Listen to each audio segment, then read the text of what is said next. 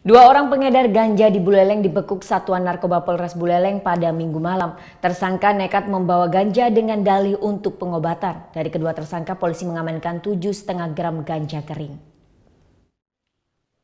Tersangka berinisial AS dibekuk Satuan Narkoba Polres Buleleng lantaran membawa 1 paket ganja kering yang disembunyikan dalam celananya sesaat usai pesta narkoba di kawasan Lovina. Setelah dilakukan penggeledahan, polisi menemukan 1 paket ganja kering dengan berat 3,25 gram. Menurut tersangka, barang haram tersebut dibelinya dari salah seorang temannya di kawasan lingkungan Peguyangan Singaraja. AS mengaku mendapat ganja kering dari seorang rekannya berinisial AGS alias Denny. Polisi memburu Denny di rumahnya dan kembali menemukan 1 paket ganja kering dengan berat yang sama, 3,25 gram. Diduga ganja kering tersebut didapat dari seorang bandar narkoba di Karangasem, Bali. Namun polisi masih menyelidiki dari mana asal ganja tersebut.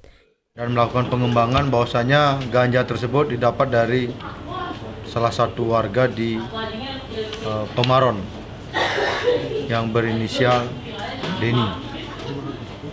Kami lakukan pengecekan, memang benar hasil interogasinya memang si Denny memberikan setiap ani ganja dengan harga 100.000.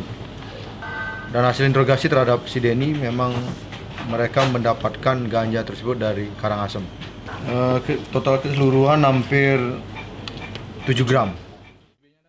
Sementara itu, tersangka Stevi mengaku sudah mengonsumsi ganja selama 1 tahun untuk menjalani pengobatan usai dirinya mengalami kecelakaan.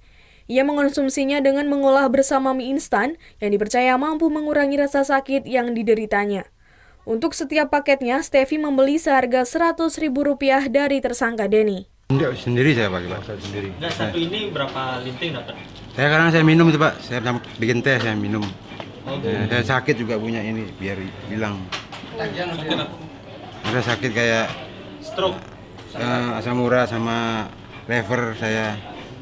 Ya, cuma kan belum dapat izin saya untuk memakai. Hilang ya. Enak, tenang saya.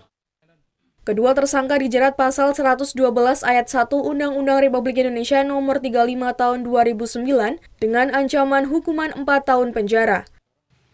Putu Wijana melaporkan untuk NET.